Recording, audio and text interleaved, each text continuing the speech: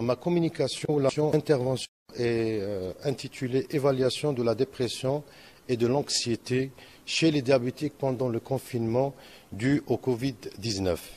Donc, comme introduction, vous savez que le nouveau coronavirus est une maladie vitale très contagieuse, causant principalement une pneumonie sévère. Les personnes atteintes de cette maladie chronique sont vulnérables et qui ont un grand risque de développer une forme grave d'infection par ce virus dans le diabète que certains articles scientifiques, surtout chinois, ont suggéré que le diabète était l'une des comorbidités les plus présentes parmi les patients atteints. Ce risque semble être une source d'anxiété et de dépression chez les malades diabétiques, alors que l'isolement ou confinement à domicile est la cause d'un déséquilibre psychique qui peut doubler le risque de la symptomatologie anxio-dépressive chez cette catégorie de malades.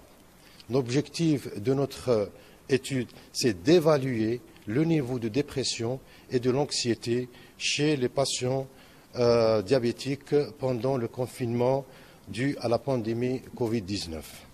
Méthode et matériel. Nous avons élaboré cette étude auprès de 23 malades diabétiques pendant la période de confinement suite à la pandémie du Covid-19 allant du 1er au 15 mai 2020, en utilisant une échelle de la dépression-anxiété, conçue pour identifier une symptomatologie anxio-dépressive et en évaluer la sévérité. Quels sont les résultats? Nos résultats montrent que notre échantillon est composé de 23 patients diabétiques, dont 78,3% c'est des hommes et 21,7% c'est des femmes. Et la moyenne d'âge de notre échantillon est de 34 ans et la tranche d'âge c'est entre 20 et 66 ans. De différentes catégories professionnelles, nous avons 9 personnes, soit 31,1% travaillant dans la santé, sont des médecins, des infirmiers, des aides-soignants, et 3 personnes, soit 21,7%, travaillant dans l'entrepreneuriat et l'artisanat, et 5 personnes, soit 17,4%, c'est des étudiants, et une personne travaille dans l'administration et une autre personne chômeur.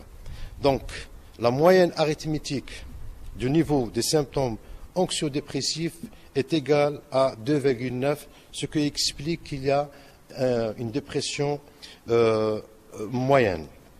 Et aussi, le niveau de dépression est moyen avec une moyenne est égale de 3,03 et le niveau de l'anxiété est moyen, dont la moyenne est égale à 2,97. Donc, le résultat de cette étude montre que le niveau de la symptomatologie anxio-dépressive et ces deux dimensions sont moyens et légèrement élevés par la dimension de l'anxiété.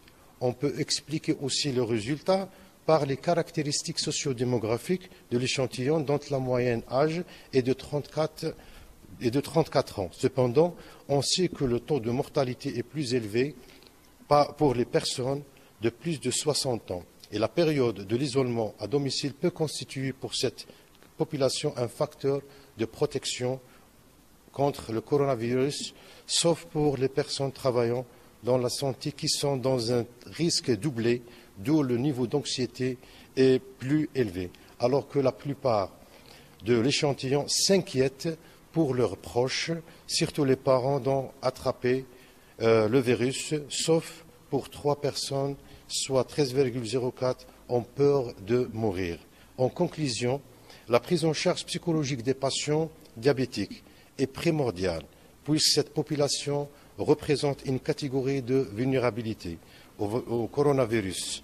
La prise en charge collaboratrice ou la collaborative doit être privilégiée car elle est associée à de meilleurs résultats sur les symptômes anxio-dépressifs.